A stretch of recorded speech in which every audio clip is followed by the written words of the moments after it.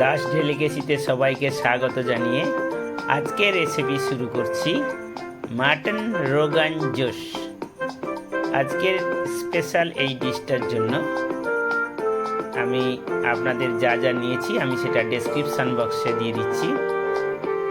আপনারা দেখছেন এই মাটন রোগান জোশ, এইটা একটা কাশ্মীরি রেসিপি। এইটা বানানোর জন্য আমি 750 গ্রাম মাংস নিয়েছি, মাটন।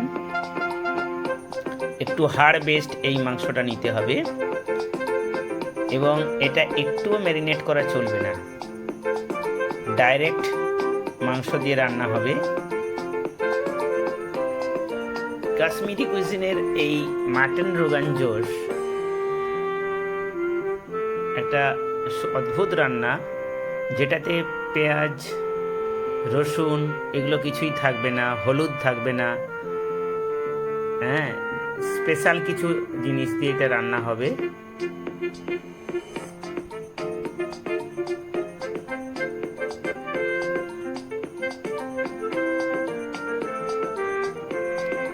রান্নাটা আমি খুব এক্ষুনি শুরু করব।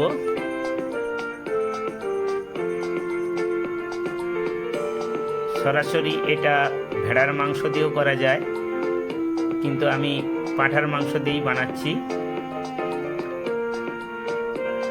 এর জন্য প্রথমে বাদামি নেব, অর্থাৎ এইটা দেখুন, এটা হচ্ছে কাশ্মীরি লঙ্কা। এই কাশ্মীরি লঙ্কাগুলোকে আগে আমি একটু জলে ভিজিয়ে রাখবো, এগুলো বাদামি বলা হয়। এই একটা পাত্র নিয়েছি, তাতে জল নিয়েছি। এবার এই লঙ্কাগুলোকে ওর মধ্যে আমি ভিজিয়ে রাখব। কিছুক্ষণ ভিজিয়ে রাখার পর এই লঙ্কাগুলো থেকে আমি এর বীজগুলোকে বাদ দিয়ে দেব।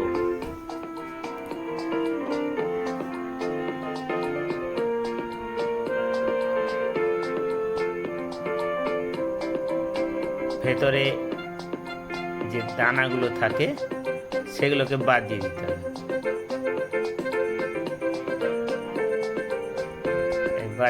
বীজগুলো আমি বাদ দিয়ে দিলাম। এবার এই উপরে লঙ্কার শুকনো আবরণটাই আমি নিয়ে নিচ্ছি। এইবার এটাকে একটা মিক্সির মধ্যে রেখে আমি একটা পেস্ট বানিয়ে নেব।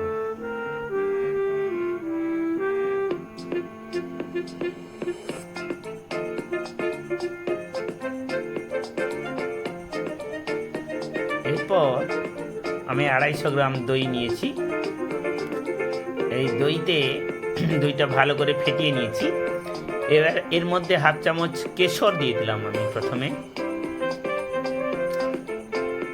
এবং এর মধ্যে মৌরির গুঁড়ো 1 চামচ, এটা আমি দিয়ে দিলাম।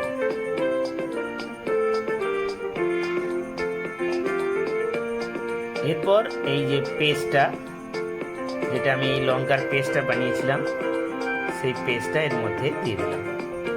দিয়ে এবার এটাকে খুব ভালো করে আমি মাখিয়ে নেব।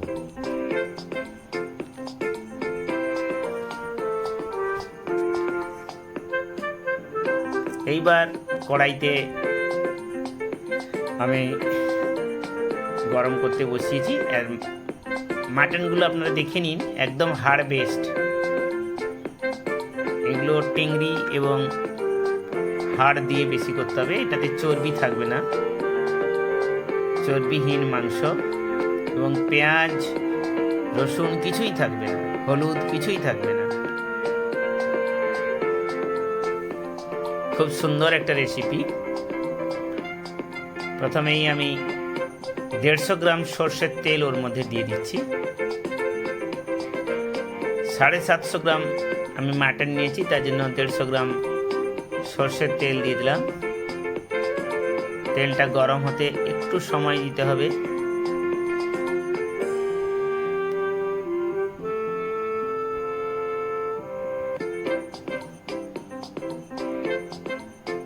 আমি আরও একবার দেখিয়ে দিচ্ছি।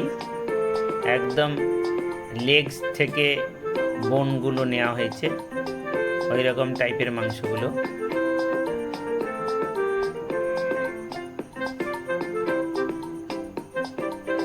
তেলটা গরম হয়ে গেলেই আমি রান্নাটা শুরু করব।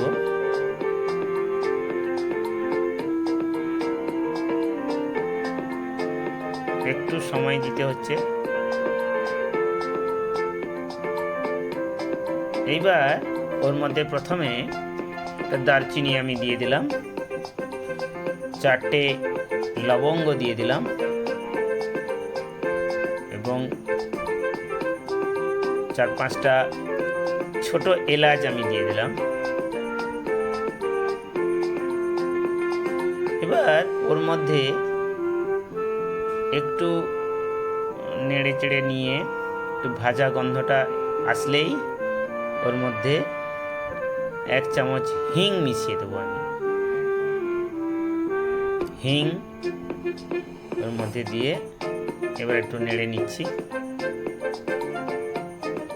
কালারটা একটু চেঞ্জ হয়ে যাবে এই সময় হিংটা দেওয়ার সঙ্গে সঙ্গে।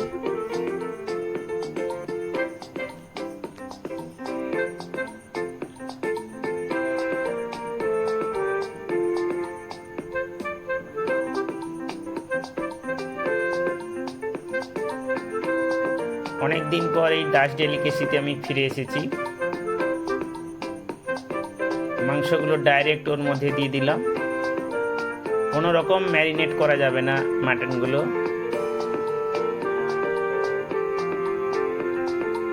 ডাচ ডেলিকেসির এবারে রেসিপি চলছে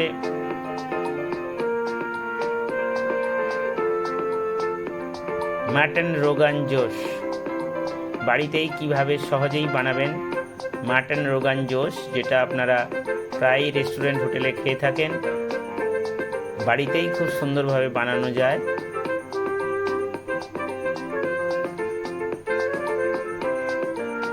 এবং খুব স্বাস্থ্যকর এবং পুষ্টিকর এবং সুস্বাদু এই রেসিপিটা।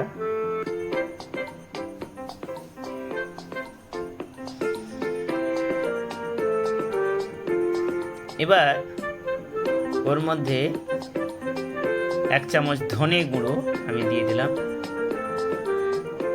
এবং 1 চামচ লঙ্কার গুঁড়ো ওর মধ্যে আমি দিয়ে দেব।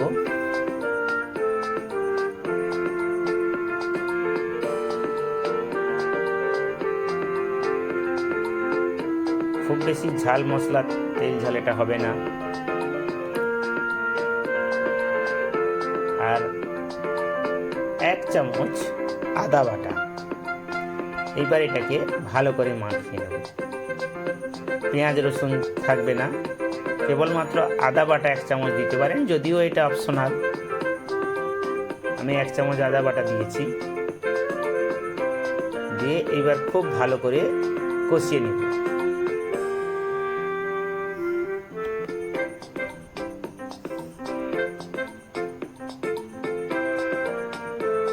এইবার 5 মিনিট ঢাকা দিয়ে রাখবো আমি।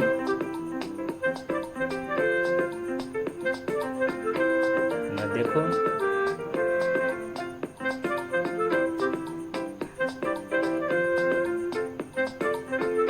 এই সময়টা একটু সময় লাগবে।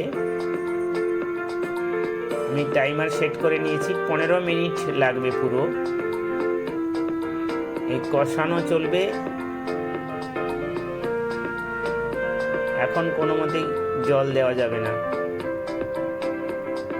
বারবার ঢাকা দিয়ে এটাকে বানাতে হবে।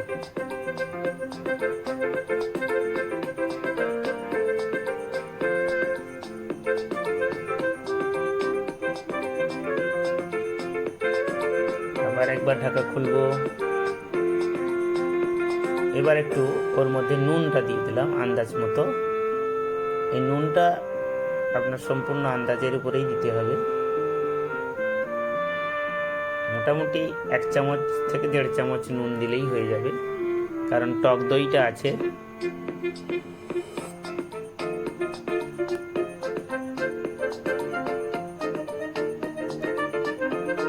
অনেকটাই জল বেরিয়ে গেছে।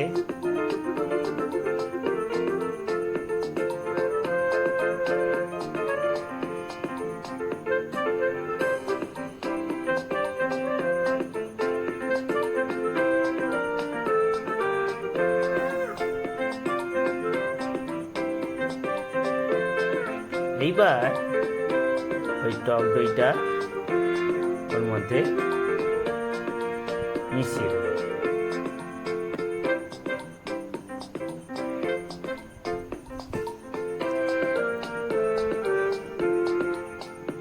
এবার ভালো করে একটু নেড়ে চেড়ে নিচ্ছি।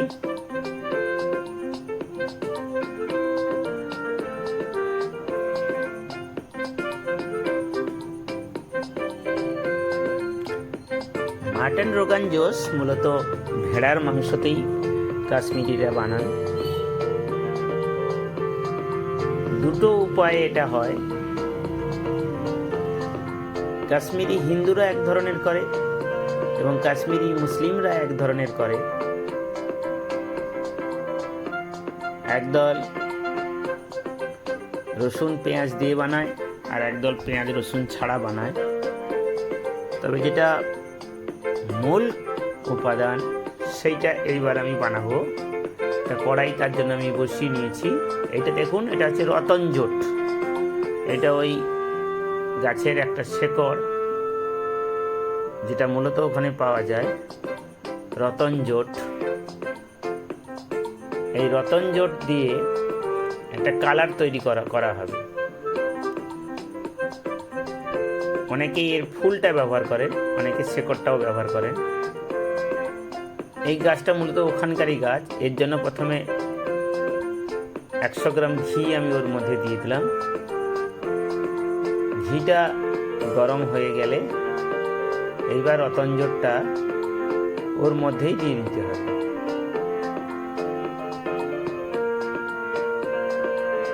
রতন জোটটা ওর মধ্যে দিয়ে দিলাম।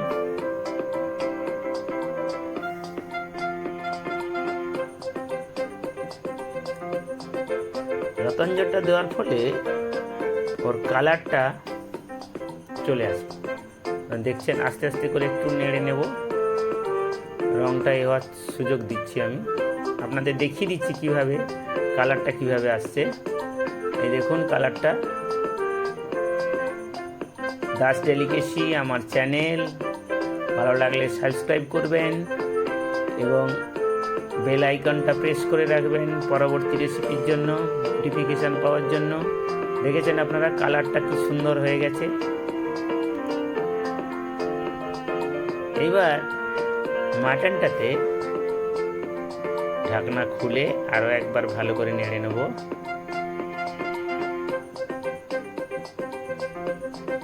কখনোই রান্নাটা বন্ধ করা চলবে না, কনস্ট্যান্ট এটা চলতে থাকবে। দুটো উনুনে দুটো জিনিসই তৈরি করতে হবে।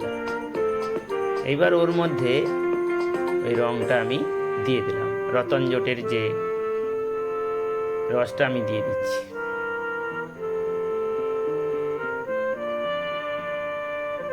এইবার মূল গ্রেভিটা তৈরি হয়ে যাবে।